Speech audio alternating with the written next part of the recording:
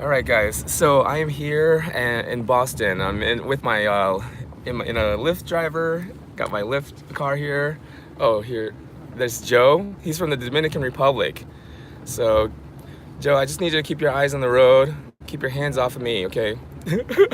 Hands off, man. I'm not kicking. Anyways, so I'm on my way to see Teddy. I just talked to Teddy's owner, Raul. They're ready for me.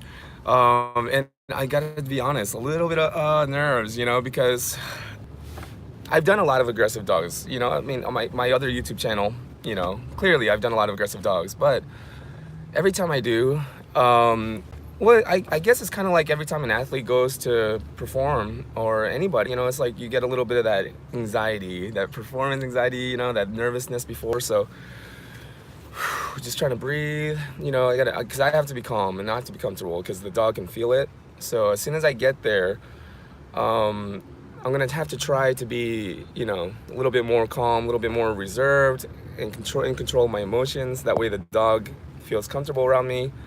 And I think the first thing I'll do is suggest we go on a walk together. We walk together, and then after the dog trusts me a little bit better, then I'll get him on the table and see what happens.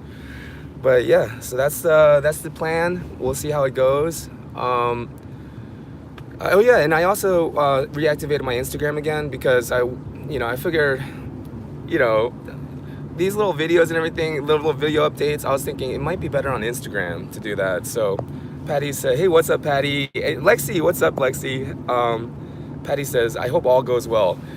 Yeah, and that's why I decided not to charge him for this, because, oh my God, I flew first class for the first time. Oh my God. Anyways, I slept the whole time, so I didn't really get to enjoy it. But yeah, I don't want to charge for this because I think that it would give me more pressure. And the thing is, I think that I wouldn't be comfortable with it. I wouldn't feel comfortable taking payment yet because this is my first time doing this, right? Traveling and doing this, and so this is kind of like a project of mine that I'm starting. So, okay, are we? Okay, perfect. Sorry guys. It looked like I lost connection for a second. What's up, Rachel? So yeah.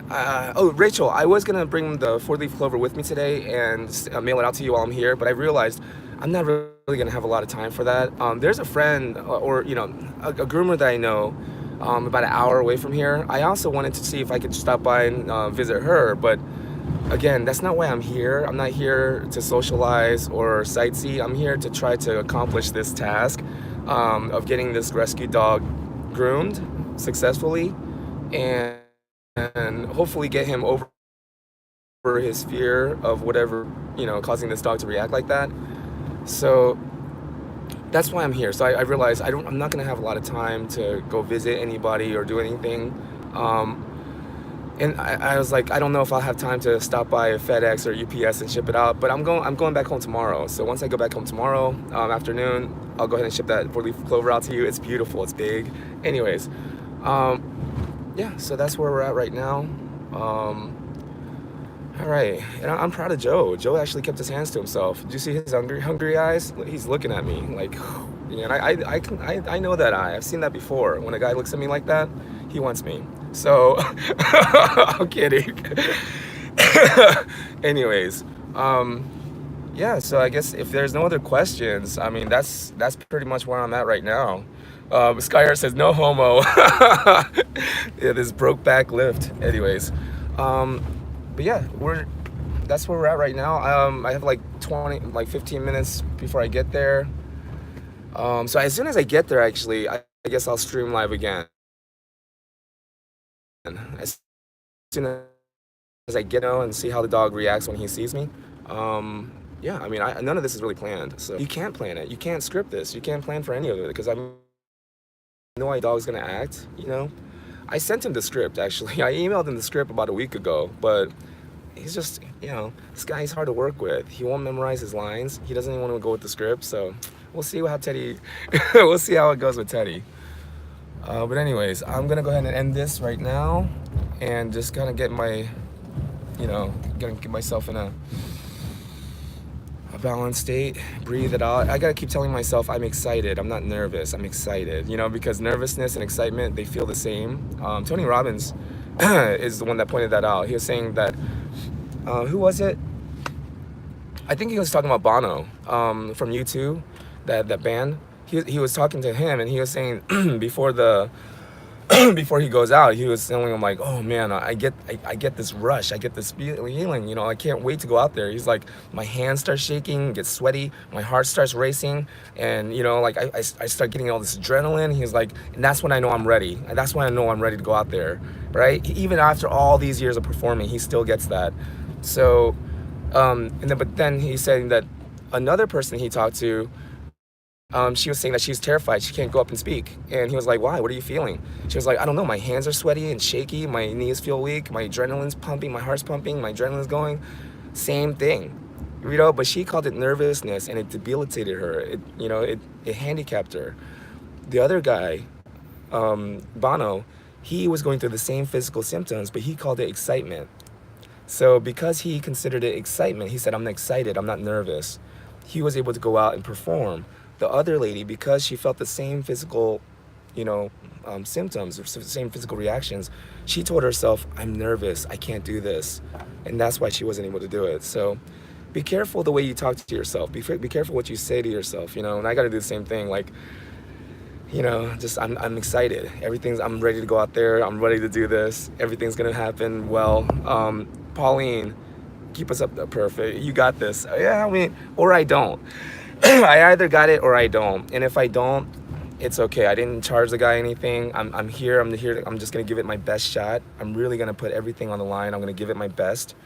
And if it works out, great. I'm gonna go home super happy, and I'll have this story to tell. When I start my own dog grooming school, I'll have this experience, this story to tell my students, right?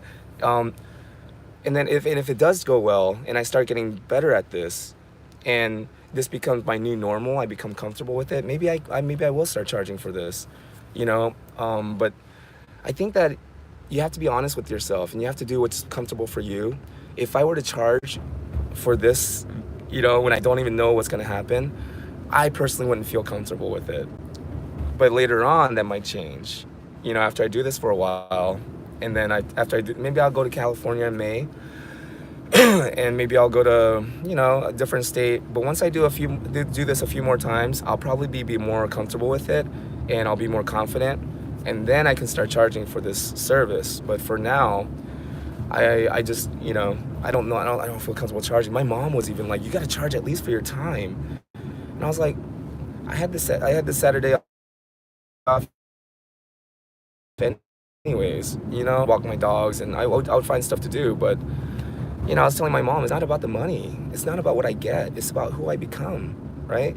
It's about who I will become by doing this. And if I can accomplish this, it's not about the money. Even if he pays me $200, I'll spend it tonight, on drinks with Joe. I'm kidding. But the money doesn't matter. It's not about the money. It's not about what you get. It's about who you become while you're here on earth. Because no matter what you get while you're here, you cannot take it with you when you leave. Only thing you can take with you are the experiences that you have. And that's why I'm doing this. So, looks like I lost it. All right, I'm just gonna end with this really quick. We all have hopes and dreams, right? I forget who said it, but he said every morning when we drive to work, the average person has it. It's because we tell ourselves, it's probably not a good idea because I came up with it. But it's actually probably a really good idea. You just have to have faith and believe in yourself. But here's what stops us. We all have these hopes and these dreams. I want to become a star. I want to become a rapper. I want to become a singer. I want to become a writer or an artist, something, right? We stop and we say, but how am I going to get paid? How am I going to get paid for this first? What about the money? And I think that's what stops most people's dreams. Forget about the money. Just go after it. And then as you become good and as you become better, people will start to offer you money. And then you can start accepting money. And then here's the awesome thing though. If you find what you love, you would do it whether you got money or not. So the money just becomes a bonus. It just becomes the cherry on top, because you're already happy doing what you do. The process is the reward. Let the work be the reward, right? Enjoy the process.